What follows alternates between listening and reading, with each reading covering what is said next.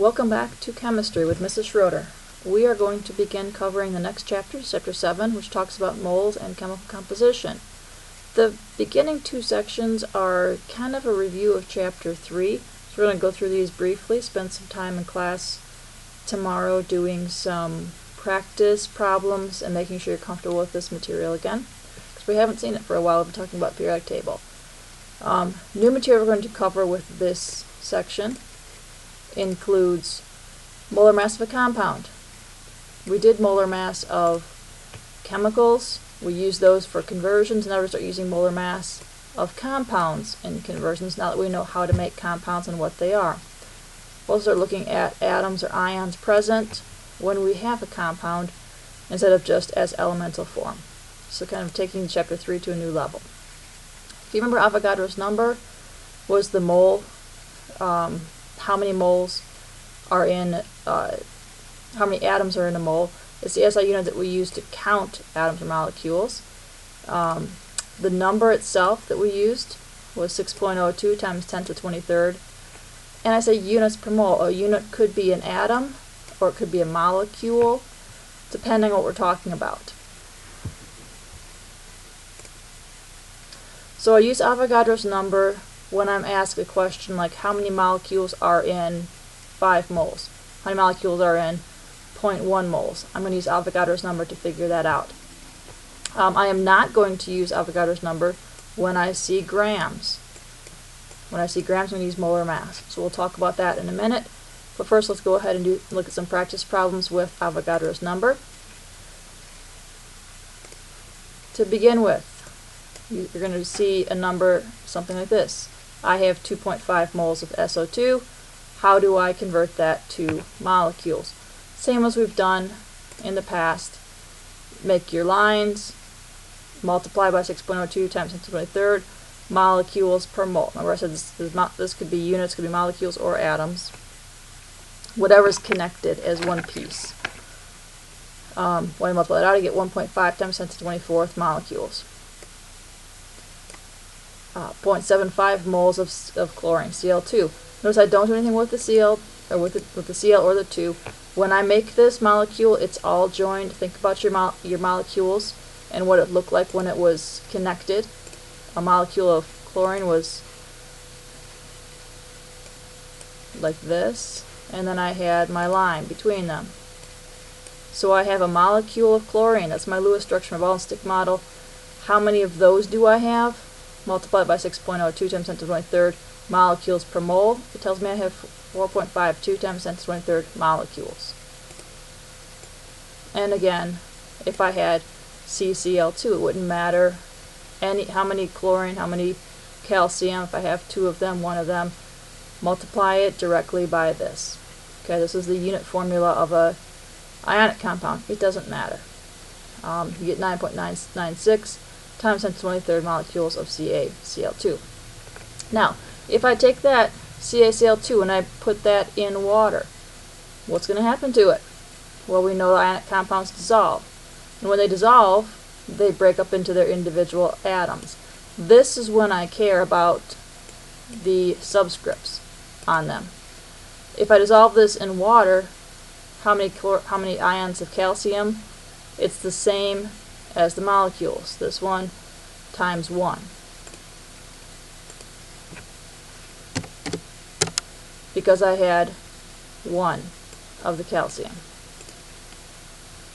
When I have chlorine, if you notice that there are 2 chlorine for every 1 molecule. 2 chlorine for every 1 molecule. Multiply this 9.996 times 10 to the 23rd times 2, and I get 1.999 times 10 to the 24th ions. That's how many ions of chlorine you have because you have twice as many, 2 of them in every unit formula. I can use Avogadro's number the other direction. If I have the number of moles, or number of molecules, I want to find out how many moles I have. Again, it's the same as we've been doing with our, in previous chapters, unit analysis. Take your number of molecules, divide by Avogadro's number. Remember to use the EE button function on your calculator. molecules per mole, you get 2.57 moles of oxygen.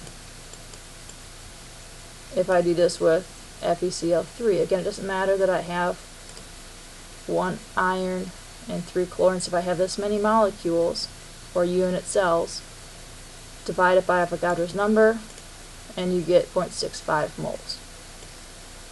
And again, it has to do with carbon atoms. 8.9 times 10 to the 22nd atoms of carbon. Carbon's an element. It doesn't matter what you're talking about. Divide it by Avogadro's number, I get 0.15. We'll do some more practice problems in class with these. Molar mass. Using a periodic table, you found molar mass of an element. So how do we find it of a compound? Well, if we have a compound, we're actually going to go ahead and take the molar mass of all the elements, because the law of conservation of mass says mass is conserved no matter what. So if I make a molecule of CO2, it tells me I have 1 carbon atom in there, 2 oxygen atoms in the molecule. The molar mass is going to be 2 of the oxygen and 1 of the carbon. Law of conservation of masses, I'm going to use those to find the molar mass. The units, remember, are always in grams per mole. And I'm going to find the simplest. The book uses the term formula unit for ionic compounds because that's the simplest unit. If you remember, an ionic compound has several ions, positive and negatives, all stuck together. You usually don't separate just one of each of them. They're surrounded by as many as they can be, as many as it will fit. So we call it a unit cell, or unit formula unit.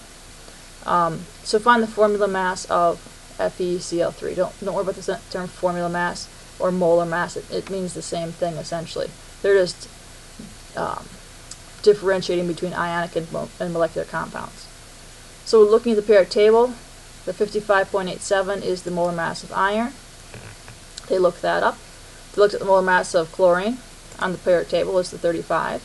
Multiply it by 3 because of this. Now I do care about subscripts to get 106. And then I add them up, 55 plus 106, to get the molar mass of this compound, or this formula mass, to be 162.206 grams per mole. On page 239, here's a couple practice ones you can write down. We'll do a few more tomorrow. If it's just CS and I on the periodic table, that's 132.9 plus 126. Add those together, 259.81 grams per mole. Simple. There's no subscripts. When I do have more than one, and I have a subscript, calcium is 40, hydrogen is 1.008, phosphorus is 30.974, and oxygen is the 15.999 times 4 because there are 4 of them. Add those together and I get this 136. If I have parentheses, like in problem F, Mg3, PO4, 2, this 2 acts on both of these, just like in algebra. There are 2 phosphorus, and there are 2 times 4, so 8 oxygen. When I add those up, look at the periodic table, and then multiply times the number that there are, add those up and you get 262. Okay, just remember that the parentheses, the 2 will act on both of those when I'm calculating the molar mass. The reason I do that is because I need to do molar conversions. Most of what we're going to do in the next chapters involve stoichiometry, which is if I have how much of this mass, using it in a formula or in a reaction, I need to do a conversion. So I need to be able to know how many moles are to mass or mass to moles. Remember that moles are the heart of chemistry. I use molar mass to convert the amount of substance to moles or moles to mass. And the book shows you in the little toolkit, if you have particles, we're going to use the particles to the amount. If we have molar mass, if we have mass, we use the molar mass to get to the number of moles. Again, practice problems, we'll do some of these, the rest of these in class tomorrow. If I have 3.25 moles of Fe2SO3 or SO4 3 of those, iron sulfate. How do I figure out how many grams of that I have? First step is to calculate the molar mass of this material. Second step is to take that 3.25 times the molar mass in grams per mole to get this as the number of grams of iron sulfate, iron 3 sulfate you have. If I have 4.5 kilograms of calcium hydroxide, how many moles do I have? Well, first you have to go from kilograms to grams. The book will sometimes throw those little conversions at you. Then you find the molar mass. Calcium is 40. Oxygen, notice I did times 2 because I had parentheses. Hydrogen is times 2 also. To get this is the molar mass. And then we take this 4,500 grams divided by grams per mole to figure out how many moles I have. 60.74 moles of this material. Some more practice problems. See if we'll try these. We'll do these in class tomorrow with some practice problems. And in summary, Avogadro's number, you're going to use the 6.02 10 to the 23rd whenever you see molecules. If I see grams or moles to grams, I'm trying to go to grams, I'm going to use the molar mass. If I have a compound, I have to go through all of those atoms to figure out what the molar mass of the compound is before I can do the conversion.